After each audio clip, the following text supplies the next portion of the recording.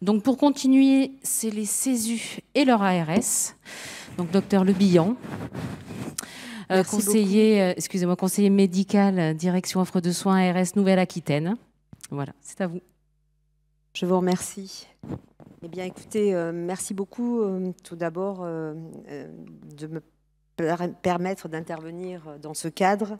Merci à Julien, au docteur No, avec qui on a établi un partenariat étroit, et je vais essayer, dans le temps qui m'est imparti, de vous montrer comment les CESU, le RESU et l'Agence régionale de santé coopèrent dans un espace de liberté qui peut permettre de faire émerger un programme de formation régionale en Nouvelle-Aquitaine. Donc, je ne vous apprends rien, bien évidemment, sur la priorité pour l'ARS dans son projet régional de santé, puisque je m'occupe du pilotage de la médecine d'urgence, de la formation des professionnels, qui est un gage de qualité et de sécurité des prises en charge dans ce domaine. Je vous rappelle très rapidement le rôle des CESU, mais je ne vous apprendrai rien. Mais pour nous, c'est quand même important dans le déploiement de nos politiques publiques. Et à travers l'exposé que je vais faire, je voudrais vous démontrer que l'espace de liberté que l'on a rencontré en Nouvelle-Aquitaine s'inscrit dans le cadre des 5 principes de la Charte d'Ottawa, qui nous dit que pour créer des politiques publiques riches, il faut pouvoir développer les capacités des individus dans une action communautaire, avec une action sur les déterminants de santé et par un espace permanent de rétroaction. Dans ce cadre, en Nouvelle-Aquitaine, nous avons 66 structures d'urgence et 13 SAMU, donc 13 CESU et un RESU, un réseau régional et zonal des CESU. Alors, très rapidement, pour débattre sur la liberté, eh bien, nous l'avons dit hier, le professeur Amirati et tous les gens qui sont intervenus l'ont dit, on évolue toujours dans un contexte réglementaire. Chaque CESU et le RESU et l'ARS sont là pour être le garant de la qualité pédagogique des formations dont ils assurent la responsabilité. Et il y a un dossier d'agrément, une formalisation que l'on a harmonisé pour faciliter le travail des 13 CESU en Nouvelle-Aquitaine. Le RESU, il contribue bien sûr à l'évaluation des besoins de formation. Et donc régulièrement, nous avons des réunions, des visios, dans ce contexte contraint Covid, pour se dire, tiens, sur un territoire, dans notre région, il émane un besoin de formation à tel et tel niveau.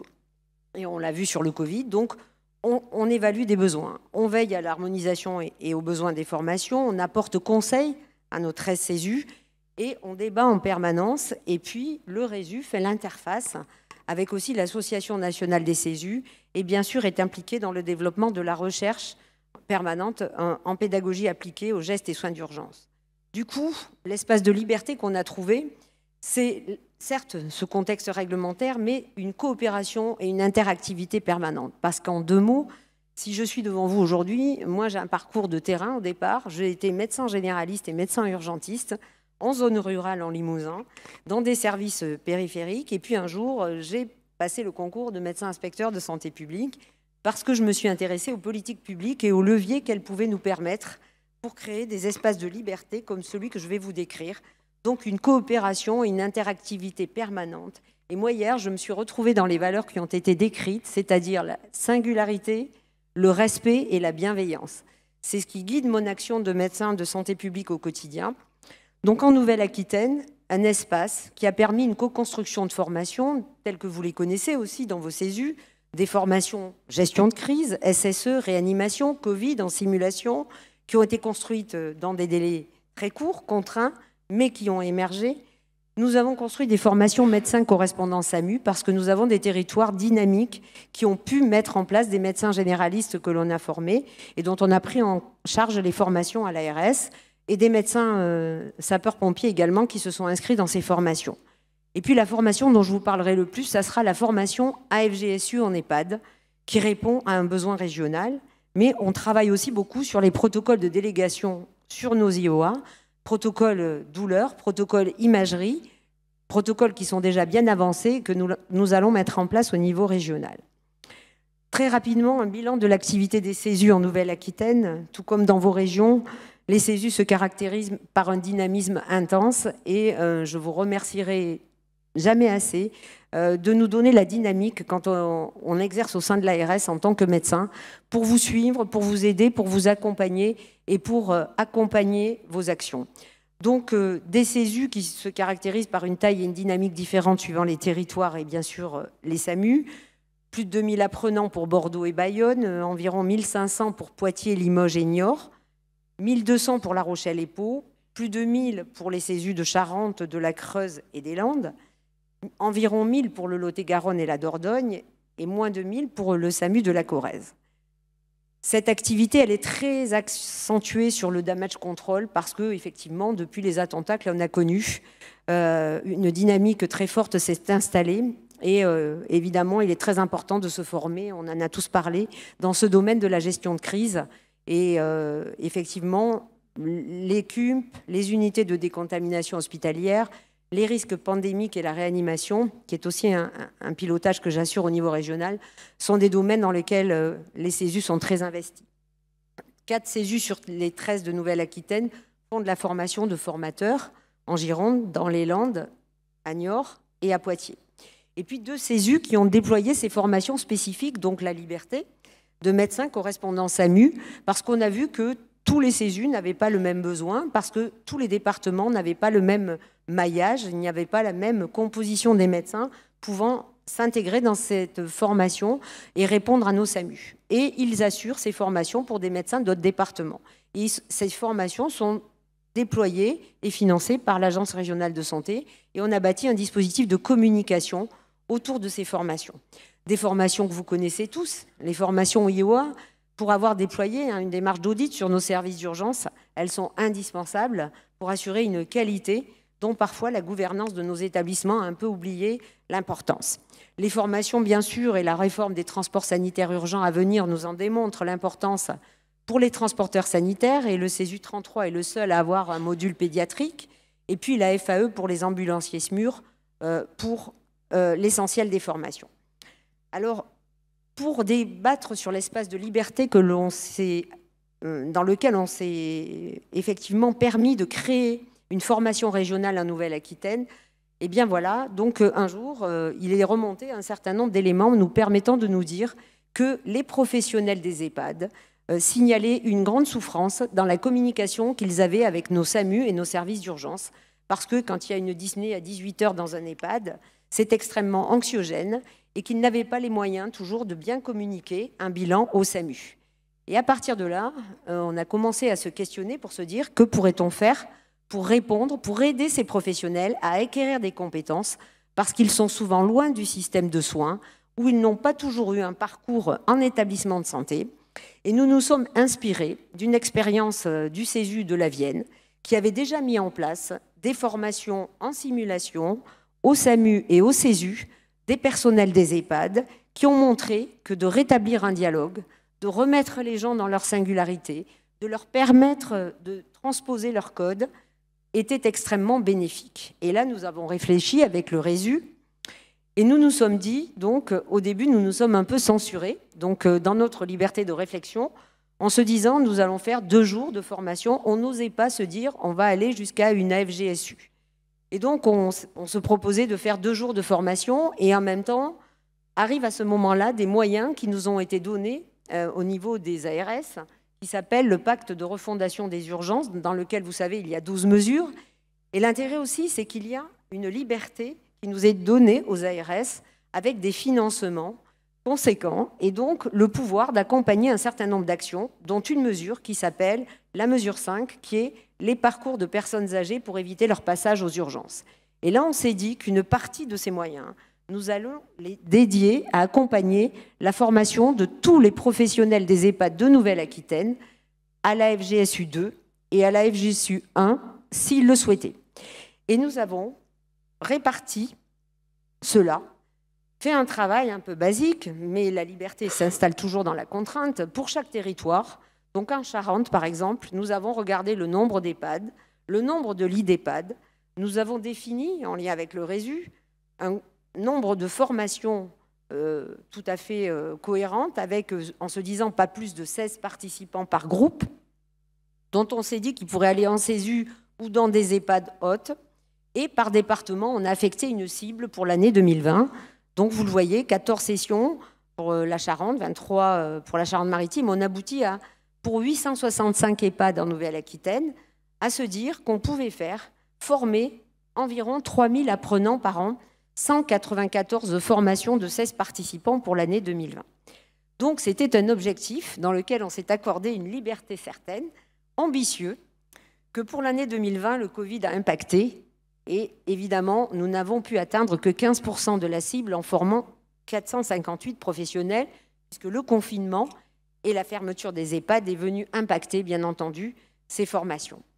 Nous n'avons pas baissé les bras, nous avons poursuivi cet engagement et la réouverture des CESU et le déconfinement des EHPAD nous a permis de voir que nous avons eu raison. Le directeur général de l'ARS nous a suivis et la cible en 2021 est atteinte déjà à cette période de l'année à 51%. Et ça, c'est pour nous une grande satisfaction de se dire qu'à ce jour, nous avons déjà plus de 1500 professionnels des EHPAD qui ont pu accéder à ces formations. La FGSU2 pour 71% d'entre eux, la FGSU1 pour 29% d'entre eux, parce que là aussi, nous nous sommes accordés un espace de liberté. Parce qu'ayant beaucoup été au niveau départemental dans ces EHPAD, j'ai pu rencontrer divers niveaux de personnel qui souhaitaient aussi accéder à un niveau de compétences qu'ils n'avaient pas, pour pouvoir répondre la nuit, le week-end, pouvoir s'entraider entre eux. Et on s'est dit que si d'autres personnels, des cuisiniers, des personnels administratifs, des techniciens, des ASH, souhaitaient accéder à la FGSU1, eh bien, les CESU les formeraient. Et donc, 80% ont suivi une première formation et 20% ont fait de la réactualisation. Et à travers ce programme qui est en cours, qui se déploie et dont nous savons que nous pourrons former, et ça fait donc former les 865 EHPAD et l'ensemble de leur personnel en Nouvelle-Aquitaine, avec 3000 apprenants par an, dans les années à venir, et même si on ne faisait que 1500 ou 2000 par an, nous avons les moyens, avec un accompagnement financier de 1,2 million par an. Je me suis dit qu'on était rentré dans les 5 axes de la charte d'Ottawa, l'OMS en 1986, avec l'idée de répondre à des besoins de terrain qui étaient de renforcer une action sur les déterminants environnementaux des EHPAD, qui vivent des situations parfois dramatiques, en agissant sur les aptitudes individuelles de ces professionnels pour leur permettre d'acquérir des compétences nouvelles et d'être reconnus, parce qu'il manquait un certain nombre de fois de reconnaissance, d'acquérir la capacité de dialoguer avec un régulateur du SAMU, d'avoir une action évidemment sur les services de santé, évidemment améliorer le parcours des personnes âgées et du coup enrichir le volet urgence de notre politique de santé à l'ARS Nouvelle-Aquitaine. Donc, voilà, je vais terminer là-dessus. En Nouvelle-Aquitaine, à travers cette action de formation, il m'a semblé que nous avions mené une véritable action de santé publique. Et j'ai ressorti une petite citation que j'avais mise dans mon mémoire de santé publique, Kofi Annan, qui nous dit que l'éducation et l'enseignement, donc, c'est un droit humain avec un immense pouvoir de transformation. Et à travers la richesse des échanges et des intervenants de ce colloque et votre action au quotidien, je me dis que c'est tout ce que l'on peut se souhaiter, de continuer de faire évoluer notre accès aux soins urgents et notre système de santé au bénéfice des usagers, bien sûr.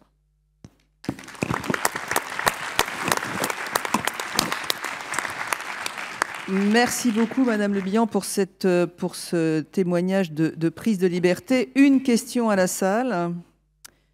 Qui a déjà formé en EHPAD?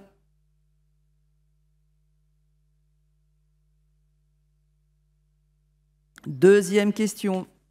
Qui a déjà formé à l'AFGSU en EHPAD? Qui a formé aux soins d'urgence en EHPAD, mais sans délivrer forcément la FGSU? Ok.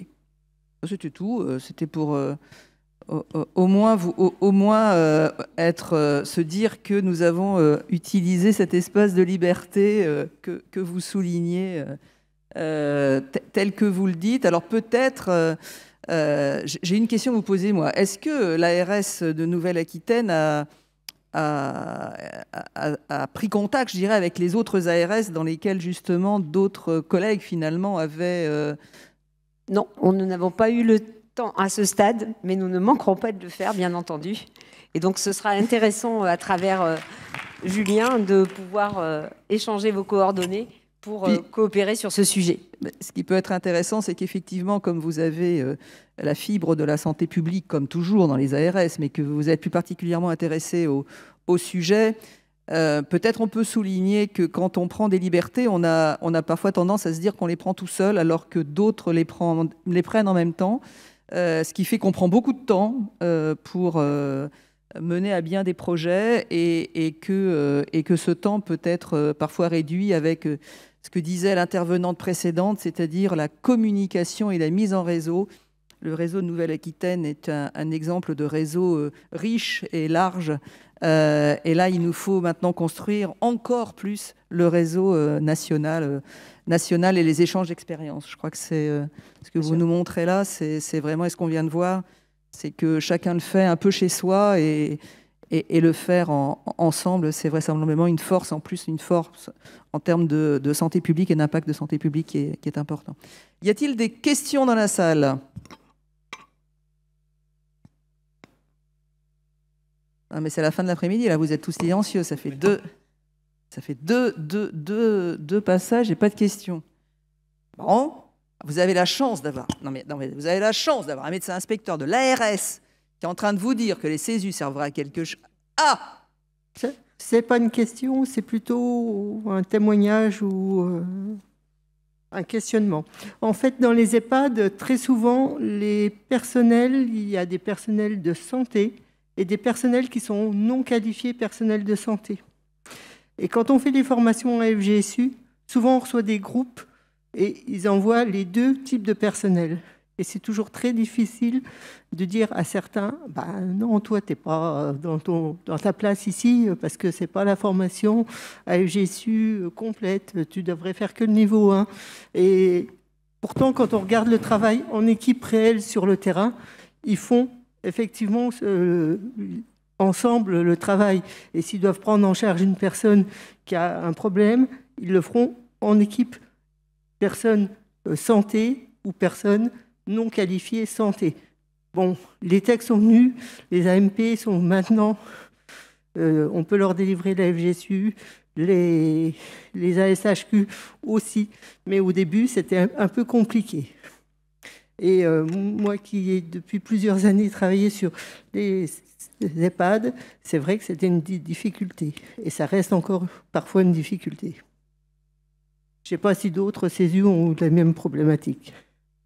Est-ce que vous voulez répondre, Madame Le Bihan ? Parce que j'ai Oui. le président de CESU qui m'a fait signe qu'il voulait parler après vous. Voilà, très bien. En tout cas, voilà, nous, très rapidement, on s'est dit qu'on voulait l'ouvrir effectivement à tous les personnels et professionnels des EHPAD qui en exprimaient le besoin et ne pas se limiter. Donc, on se rejoint complètement pour leur faciliter ce travail en équipe.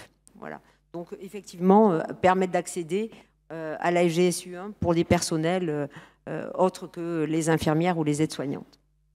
Et en tout cas, tout à fait d'accord pour coopérer avec toutes les régions et tous les CESU qui travaillent sur ce sujet et capitaliser nos actions et nos programmes.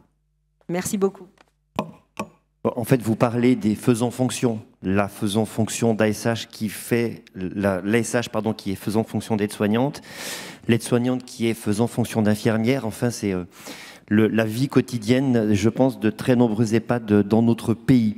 On ne peut pas d'un côté parler de contextualisation de l'apprentissage et de le bannir quand il s'agit d'inscrire les agents. Alors très concrètement, je vais vous dire ce qui se fait chez nous.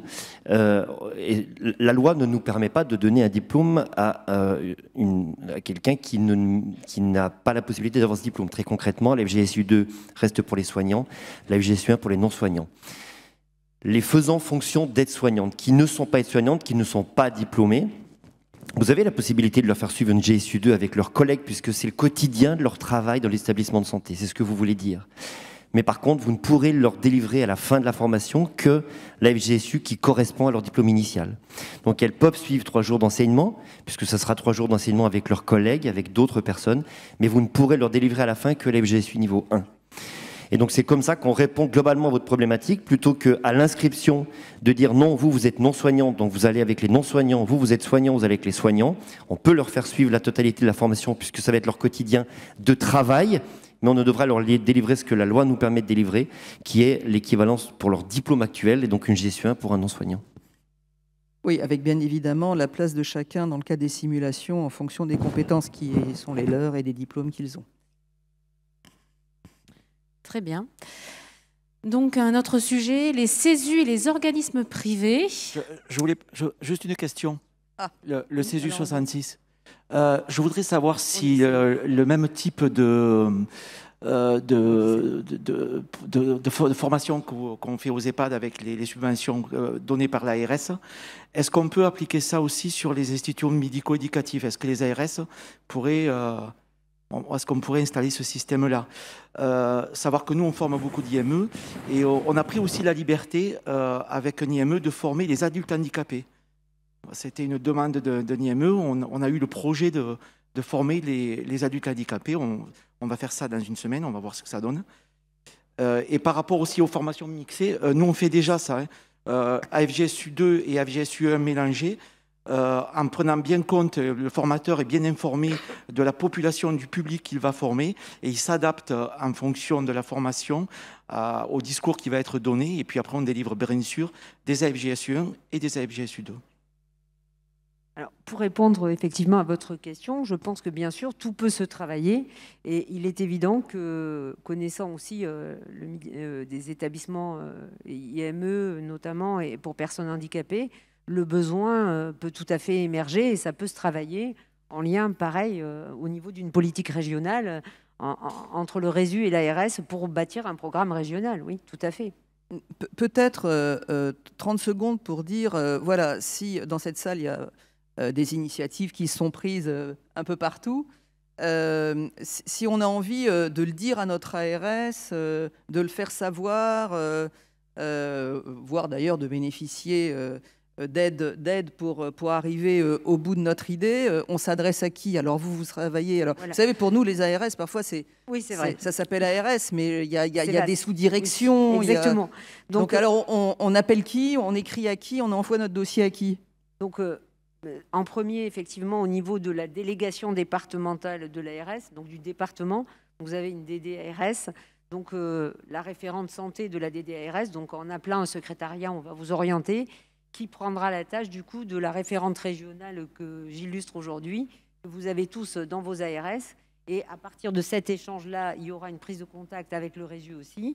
Et on construit un dispositif interactif pour amorcer une réflexion, se mettre en mode projet et bâtir cette réflexion. Donc, premier niveau, c'est le niveau départemental de la délégation départementale de l'ARS, en disant, voilà, on a assisté, voilà, ça existe dans les autres ARS, ça existe dans les autres CESU et ça existe dans le milieu des EHPAD. Et aujourd'hui, il y a un besoin qui émerge dans le domaine des personnes handicapées.